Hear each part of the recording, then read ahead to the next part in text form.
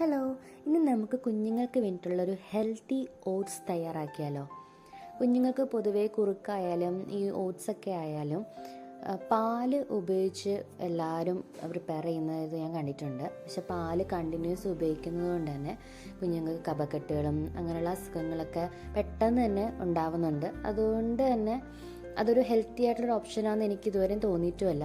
അതുകൊണ്ട് ഞാൻ ചെയ്യാറുള്ളതെന്ന് വെച്ചാൽ കണ്ണിന് വേണ്ടിയിട്ട് ഓട്സ് ആവട്ടെ എന്ത് കുറുക്കാവട്ടെ ഞാൻ പാൽ ഉപയോഗിക്കാറില്ല. പകരം വെള്ളമാണ് ഉപയോഗിക്കുന്നത്.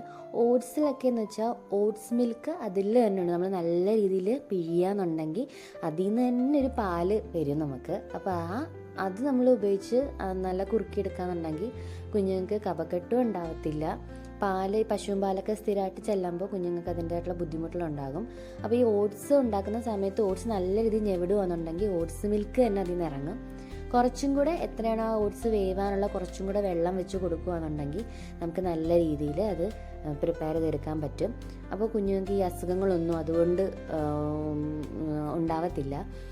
ഞാൻ ചെയ്യുന്നത് വെച്ചാൽ കണ്ണന് കുറച്ച് തിക്കായിട്ട് ആണ് ഇതിൻ്റെ ഒരു പരുവം ഇഷ്ടം കേട്ടോ. അപ്പോൾ ഓരോ കുഞ്ഞുങ്ങൾക്കും അതിൻ്റേതായിട്ടുള്ള ഇഷ്ടമാണ്. ചിലർക്ക് ലൂസായിട്ടിരിക്കുന്നതായിരിക്കും ഇഷ്ടം, ചിലർക്ക് കട്ടി ആയിട്ടിരിക്കുന്നതായിരിക്കും ഇഷ്ടം. കണ്ണന് ഈ ഒരു കൺസിസ്റ്റൻസിയാണ് ഇഷ്ടം. അപ്പോൾ ആ പരുവത്തിലേക്ക് ഞാനത് ആക്കിയെടുക്കും. പിന്നെ ഒരു പ്രധാന കാര്യം എന്ന് പറയുന്നത് ഇതിൽ ഞാൻ ഉപ്പാണ് ഇട്ട് കൊടുക്കുന്നത്, പഞ്ചസാരയല്ല. അവന് മധുരം അധികം ഇഷ്ടമുള്ളൊരു കുഞ്ഞല്ല. അതുകൊണ്ട് ഉപ്പാണ് ഞാൻ അവന് ഓട്സിൽ ഇടാറുള്ളത്. അപ്പോൾ നിങ്ങളുടെ കുഞ്ഞിന് എന്താണോ ഇഷ്ടം വെച്ചാൽ മാക്സിമം പഞ്ചസാര സ്കിപ്പ് ചെയ്യുന്നത് തന്നെയാണ് അവരുടെ ഹെൽത്തിന് ഏറ്റവും ബെറ്റർ ആയിട്ടുള്ള കാര്യം. പഞ്ചസാരയ്ക്ക് മധുരം ഇഷ്ടമുള്ള കുഞ്ഞുങ്ങളാണെന്നുണ്ടെങ്കിൽ ശർക്കരയോ അതല്ലെന്നുണ്ടെങ്കിൽ ഈ കൽക്കണ്ടൊക്കെ ഉണ്ടല്ലോ അതൊക്കെ നമുക്ക് ഉപയോഗിക്കാവുന്നതാണ്.